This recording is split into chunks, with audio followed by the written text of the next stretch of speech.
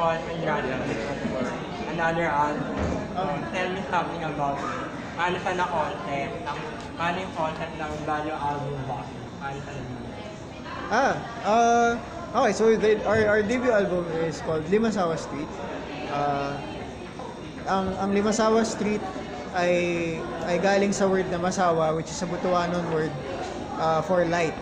Dahil isa siyang album na magbibigay ng ilaw sa mga nakikinig sa kanya. Sobrang pinag-isipan namin talaga siya down to the packaging. Kaya ganun yung packaging niya. Isa siyang box na pwede mong gawing lantern dahil kailangan umiilaw din siya. Tapos, minake sure namin na lahat ng laman ng album, hindi siya masasayang. Kumbaga, magagamit mo siya lahat. So, yung box, pwede mo siyang gawing lantern. Yung USB, sa USB siya dahil una, wala na masyadong mga CD player ngayon. Pero yung USB na yun, pwede mo rin lagyan ng laman. So, pwede mo siyang gamitin kunyari sa trabaho, sa school, sa thesis, sa ganun, sa kahit ano. Tsaka syempre, pati yung mga art cards, tsaka yung mga booklet, magagamit mo rin siya. So, yun. Ano ba? Yun lang actually. Aside sa production, ano yung pagkakaiba ng album mo yan sa previous EP nyo in terms of sound, storytelling, Ano yung pagkakaiba doon ng album sa EP in terms of sound, storytelling? Actually, ang dami-daming different elements that we've incorporated. First of all, yung first releases namin, those were songs that were written by the twins. Tapos we were mostly added on later on na parang to give our input with arranging. Pero for this album, it's the first time na for every single song, all 9 of us were able to give our own individual input. So you might notice na certain tracks are very dominant with very particular styles as compared to other songs, but they are all rooted in an element that I'd say is very uniquely and distinctly Ben and Ben, kahit hindi mo siya mabox exactly in a particular genre. So yeah, iba't iba talaga siya ng sounds and feels per song, and we don't think that any two particular songs sound the same. So yeah.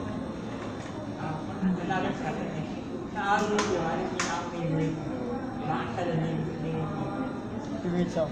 I'd say na generally for the band, very top favorites yung dalawa naming na release na singles na Araw-Araw and Pagtingin.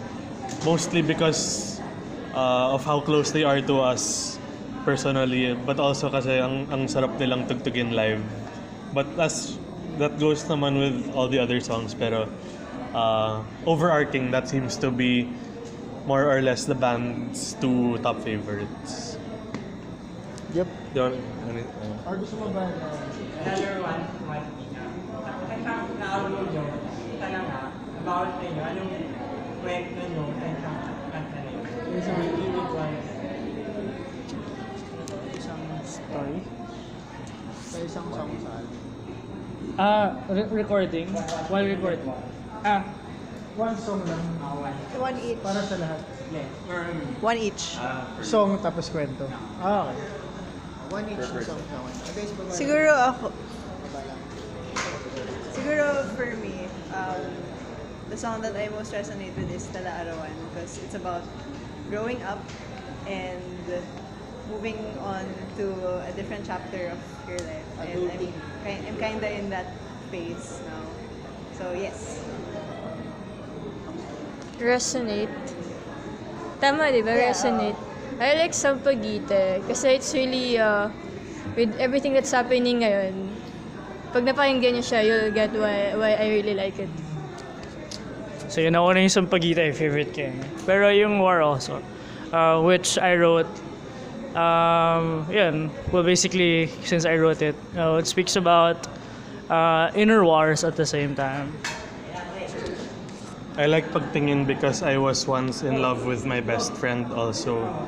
Afraid to cross the line kasi ayoko masira yung friendship namin. But I'm glad I took the risk kasi hindi ko na siya best friend. Girlfriend ko na siya. Pero best friend ko pa rin din siya.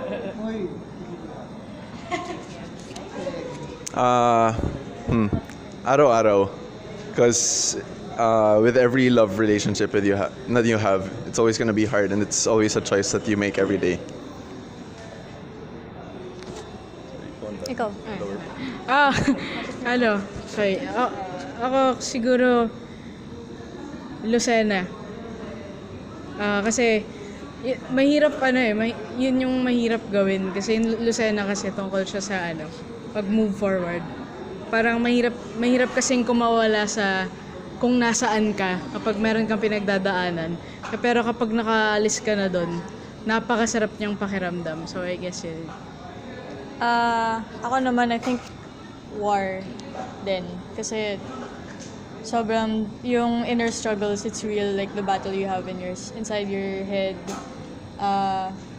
It's something that everyone goes through, and it's one of the things that really grow you as a person. So yun. Ako siguro, araw-araw, dahil sa 2 reasons. One, inspired siya sa girlfriend ko. Pero, pangalawa, na mabigat din na reason ay nakita ko yung example ng pagmamahal ng song na yon sa parents ko. Kasi matagal na silang kasal. Tapos, something like marriage is something na hindi palaging nandun yung kilig. Kasi mahirap din siya talagang gawin. Pero, pag ginawa mo siyang desisyon, talagang mahirap or madali sa cycles ng pag-ibig, pinipili mong makasama yung isang tao sa lahat ng yun. So, ako siguro hummingbird kasi wala pang nagsabi. Naiiba agad. Cool kids. Hindi, hummingbird kasi I think the song is very real na we all have our demons and the things na we wish na parang mawala sa isip natin, pero it's hard to get them away, but also it's hard to let them go. So like the song is just an exploration of that idea and I like it. Picking up song, kasi marami rin finally meron na kayo great on Ruben. Paano sila na-contact nila? Paano sila? Yung Sony kasi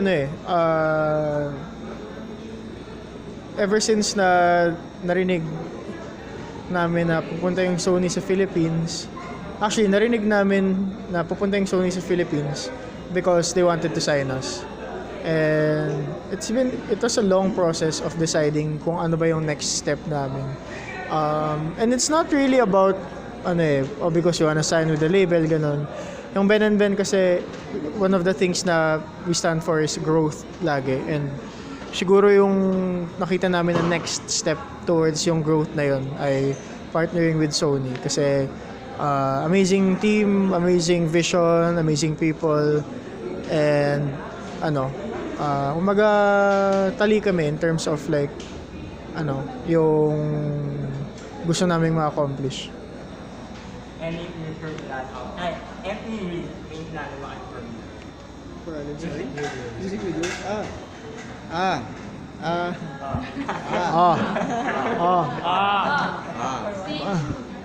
Hindi, kasi hindi kami masyadong nag-music video recently. But we have something big in terms of music videos for the two songs that are out now, Pagtingin and Araw-Araw. And we can't wait to actually put that out. But we have to work for it first. Pero excited na kaming mailabas yun. Malapit na rin yun. So, for Pagtingin and Araw-Araw, abangan. Ang last question na lang about the movie. Ah. Other movie? Ah. Sige, Tony? Mix. Sige ka. Oh. Okay. So, yung well, we have this project. It's a movie called LSS. Globe Studios. Partnership siya ng Globe Studios tsaka ng Docimos. Docimos production house. Basta ng Docimos. Very exciting siya for us dahil isa siyang makabagong paraan para sa amin na mai-release yung mga songs at makonect sila sa mga tao sa isang way na palagay ko hindi pa namin nagagawa, at least of that intensity. Dahil yung involvement namin sa movie, hindi naman siya actually tungkol sa amin. Pero yung mga kanta namin, yung magsaserve na parang soundtrack ng mga characters of that movie. Na ang kasama sa movie, of course, ang leading actors would be si Gabby Garcia at si Khalil Ramos. At who are real life couple, by the way. So, exciting siya kasi tungkol sa kanila yung kwento, pero yung mga songs nagsiserve sila as parang kumbaga canvas nila nung kwento nila na hopefully makarelate yung mga tao kasi baka yung kwento ni Zack and Sarah, which is yung characters, kwento rin nung lahat ng nanonood. So, yun.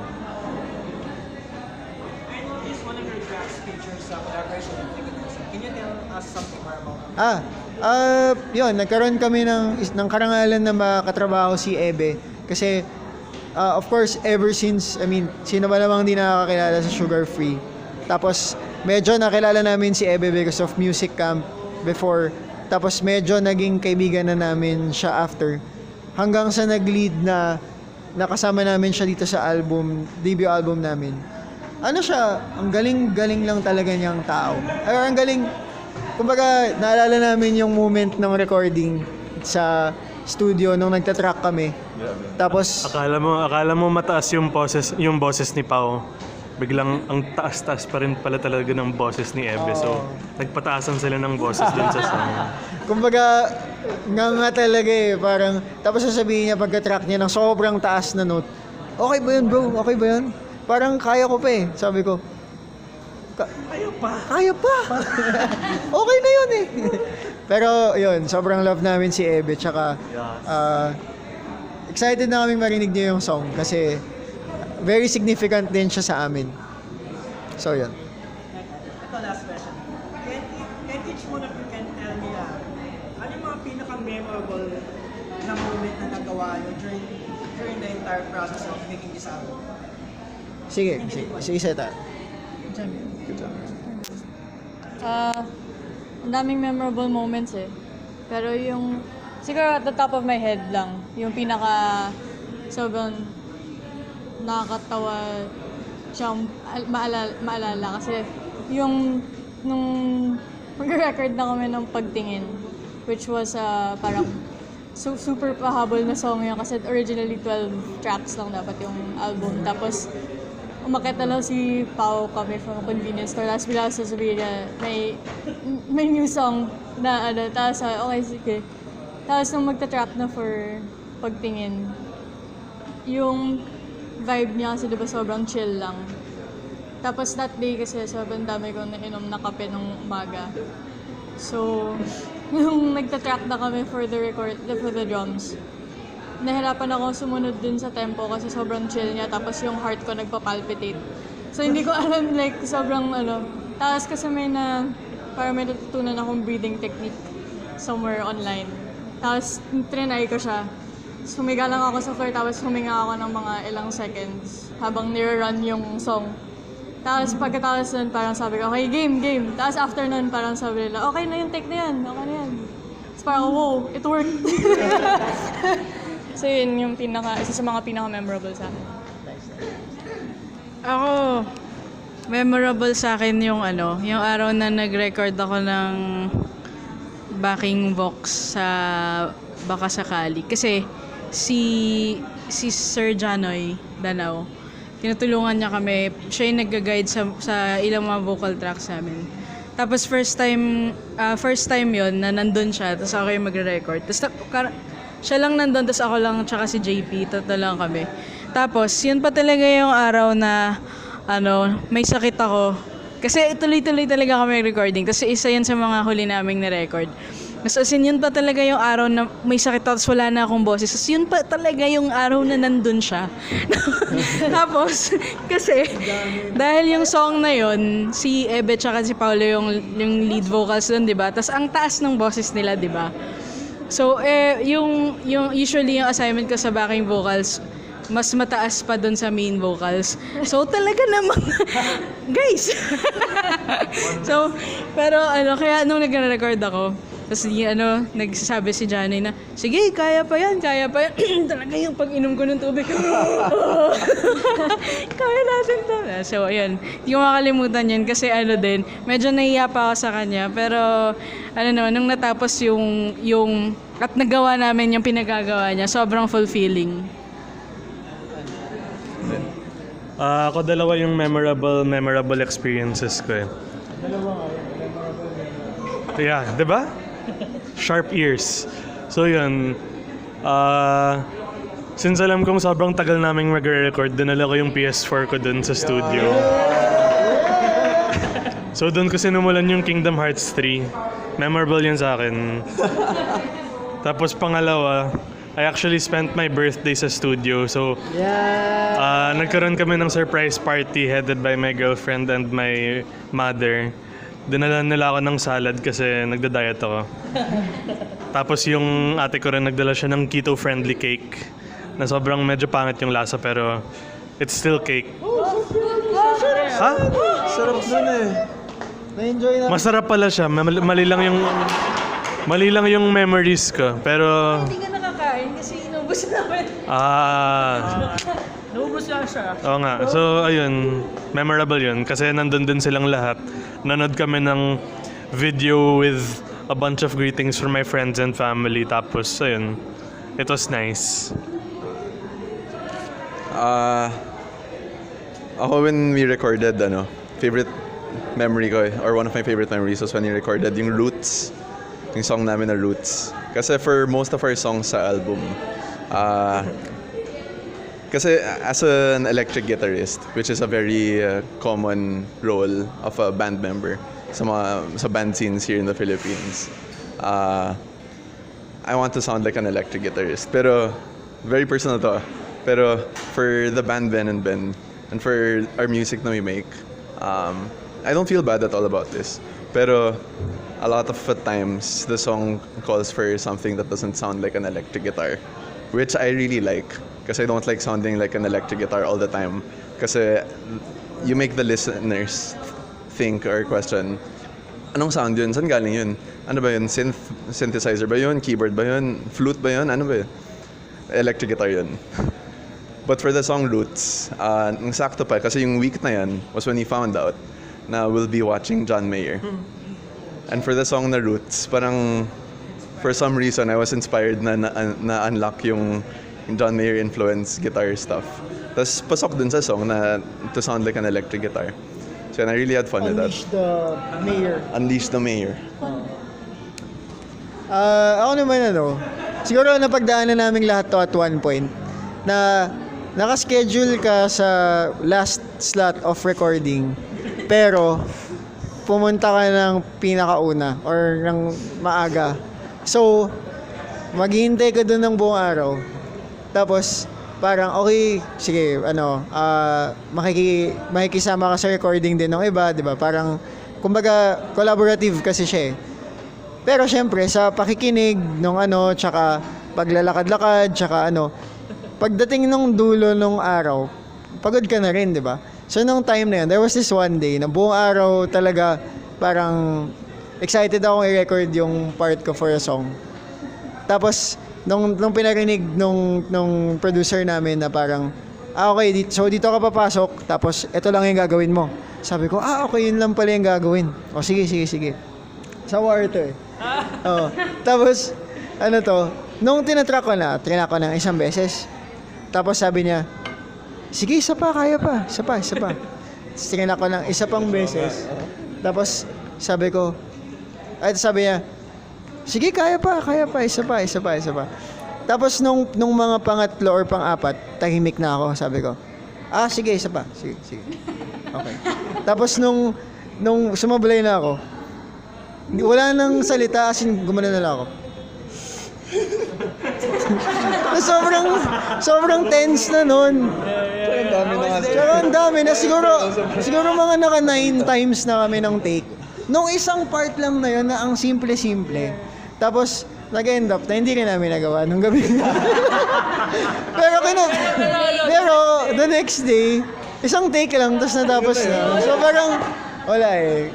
Parang nakakatawa lang. Reality yun ng recording. I'm sure lahat ng banda makaka-relate dun. So, yun. Okay. Okay. There are two memorable. Yes. Yung first siguro, yung pinakamahirap. Kasi kami ni Agnes, we're in charge of the scheduling and ano. Tapos there was this one day na parang chinek ko yung schedule namin. Kasi nag-text yung sound engineer namin na parang, wala tayong schedule ng day na yan. Sabi ko, ha? Ano? Tapos pag-check ko ng phone ko, oh shit, hindi ko pala na-reserve yung studio ng isang week.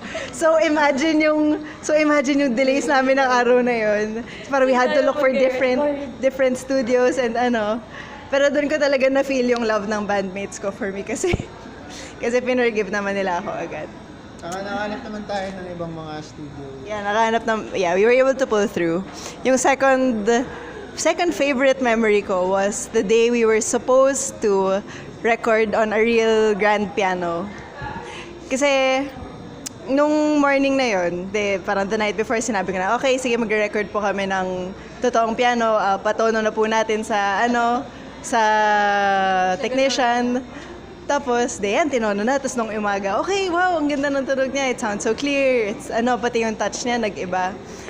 Tapos, nung turn ko na mag-record, na nung gabi, na-discover namin na hindi pala pantay-pantay yung pagkakatono niya. So, kung ipi-playback mo yung buong piano track with whatever has already been recorded, sobrang wala siya sa tono.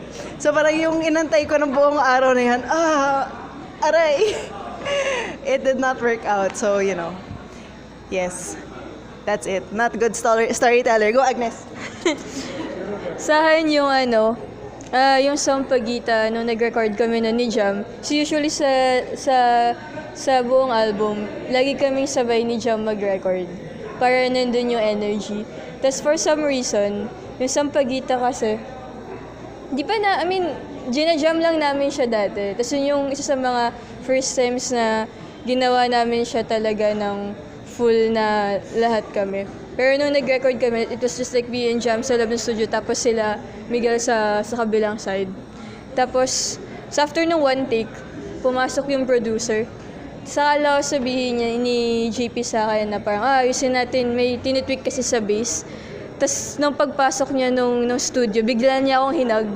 Sabi niya, yun na yun, ang galing niyo. Tapos parang ako, akala ko nagjo-joke siya kasi one take lang yun, usually it would take, naluluha siya. It would take like at average of 4 takes bago maging okay na yung track namin. Sabi niya, okay na yun, perfect na yun. Tapos parang, As in, yung sa isip namin ni Jam, nagpa-practice lang kami, practice with feeling, syempre. So, sobrang cool lang na nagawa siya na in one take kasi sobrang yung feelings daw na-capture siya. It's really cool. For me, I think sobrang memorable. Siyempre, nung vocal recording ng War. Kasi War rin talaga siya sa sarili ko nung time na yan. Kasi, hirap eh. Like, first time, I think, it was really my first time to record the full song talaga na gano'n. I remember ko sila JP and Sir Rene, sobrang dinim pa nga nila yung lights sa loob sa studio, as in para talagang mood yung So naglagay sila lang small lamp sa tapat ko. Tapos yun lang yung light ko. Tapos sobrang, so feelings lang talaga. And I remember recording it with Yung song kasi it really speaks about overcoming fear, basically. That's one of the themes there. And sobrang naging real sa akin yung song kasi nung first verse pa lang talaga, I was actually fearful of, I was feeling everything, like yung fear of kaya ko ba to, or like tama ba yung ginagawa ko, ganyan. So kasi pag nasa studio ka, tapos nandun ka sa kasi parang dalawang rooms yun eh. Parang feeling mo isolated ka eh. I think yung mga few first experiences pag bago kang mag-record, feeling mo ikaw lang mag-isa, tapos nandun sila. And then, nung na-record namin yung first na verse part. So sabi ni JP, okay na daw siya doon, pero ako parang hindi pa ata. And then I realized na, okay, sige, let's keep that first verse na okay naman siya. Pero, nagets ko, sige, let's just keep that para makuha talaga yung emotion na nafe-feel ko nung time na yun, which was, I was struggling to be courageous with my singing nung time na yun. And sobrang memorable talaga because ganun pala yung feeling when